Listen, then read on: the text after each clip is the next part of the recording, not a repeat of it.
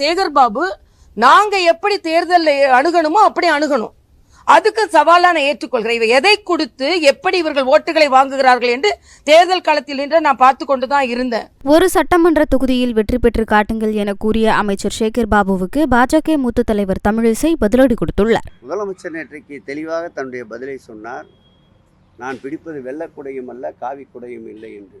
எங்கள் முதல்வரும் எந்நாளும் தூக்கி நிறுத்தி பிடிப்பது உரிமை குரல். அந்த உரிமை குரலுக்கு எந்நாளும் பங்கம் வராமல் ஒட்டுமொத்த இந்தியாவினுடைய ஒன்றியத்துடைய இரும்பு மனிதர் என்று போற்றப்படுகின்ற மாண்புமிகு முதல்வர் அவர்கள் டெல்லியிலே அமர்ந்தே இந்த பதிலை சொன்னார் என்றால் அவருடைய உறுதி எப்படி இருக்கும் என்பதை நினைத்து பாருங்கள். உறவுக்கு கை கொடுப்போம், உரிமைக்கு குரல் கொடுப்போம். கலைஞரின் தாரக மந்திரத்தை நெஞ்சிலே நிமிர்ந்து நிற்பவர் இருவர்ண கொடியோடு வீடு நடை போகிறார். முதலமைச்சர் டெல்லி சென்றிருப்பதாக பாஜகவினுடைய மூத்த தலைவர் தமிழிசைக்கு பேசுவதற்கு ஒன்றுமே கிடைக்கவில்லை. அவர் இப்படி ஏதாவது ஒன்று பேசிக்கொண்டு அங்கே ஒரு அங்கீகாரம் பெற நினைக்கின்றார். தமிழிசைக்கு ஒரு சவாலாக சொல்லுகிறேன். இவ்வளவு ஆற்றல் படைத்தவர், இப்படியெல்லாம் பேசக்கூடிய வல்லமை படைத்தவர் சென்னையில் ஏதாவது ஒரு சட்டமன்ற தொகுதியிலே போட்டியிட்டு வெற்றி பெற்று காட்டட்டும். தொடர்ந்து அவருக்கு தோல்வியை தந்து கொண்டிருப்பது திராவிட முன்னேற்ற கழகம். அவர் சட்டப்பேரவைக்கு நின்றாலும் அவரை புறமுதுகோடு செய்தது திராவிட முன்னேற்ற கழகம். நாடாளுமன்றத்தில் நின்றாலும் புறமுதுகோடு செய்தது திராவிட முன்னேற்ற கழகம். தற்போது கூட அவர் சென்னையில் நிற்பதாக தகவல் இருக்கின்ற. நின்று பார்க்கட்டும், திராவிட முன்னேற்ற கழகம் வென்று காட்டும்.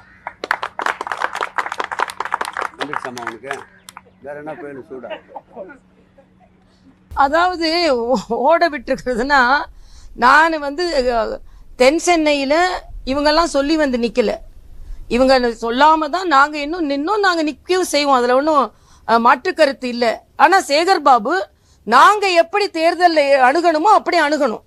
அதுக்கு சவாலான ஏற்றுக்கொள்கிறேன். இவை எதை கொடுத்து எப்படி இவர்கள் ஓட்டுகளை வாங்குகிறார்கள் என்று தேர்தல் களத்தில் நின்று நான் பார்த்து கொண்டுதான் இருந்தேன். அதனால சேகர் பாபு வரட்டும், இப்படிதான் தேர்தல் நடத்தணும். நாங்க ஒன்றும் எங்களை விட்டு வெற்றி பெற்றவர்கள் எல்லோருமே திறமையாளர்கள் அப்படின்னு சொல்லிடவும் முடியாது. தோல்வி அடைந்தவர்கள் எல்லோரும் திறமை இல்லாதவர்கள்னு சொல்லிட முடியாது. ஆக நாங்கள் ஏதோ தகுதி இல்லாமல் தோற்று போவதில்லை. இதுல man power, muscle power, money power எல்லாமே தான் இருக்கிறது.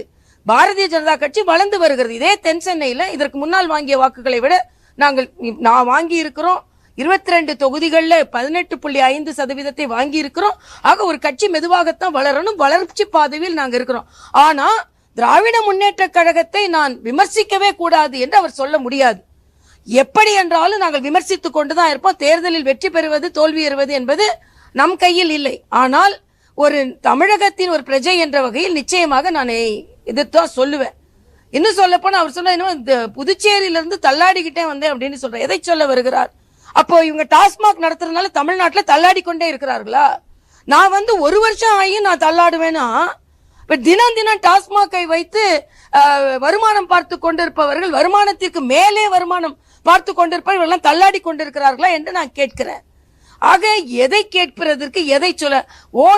ரோட்ல ஓட்ட விழலன்னு சொல்லட்டும். ஓட்ட விழுந்துதா இல்லையா? ஓட்ட விழுற அரசாங்கத்துக்கு ஏன் ஓட்டு போடுறீங்கன்னு கேட்கறது இது சரியா இல்லையா? அதனால எங்களுக்கு விமர்சனம் நாங்க செய்வோம். நீங்க விவாதிங்க. தேர்தலை எப்படி அணுக வேண்டும் என்று எல்லோரும் லெவல் பிளேயிங் ஃபீல்டில் அணுகுவோம். அப்ப நாங்க வெற்றி பெறுகிறோமா இல்லையா பார்ப்போம்.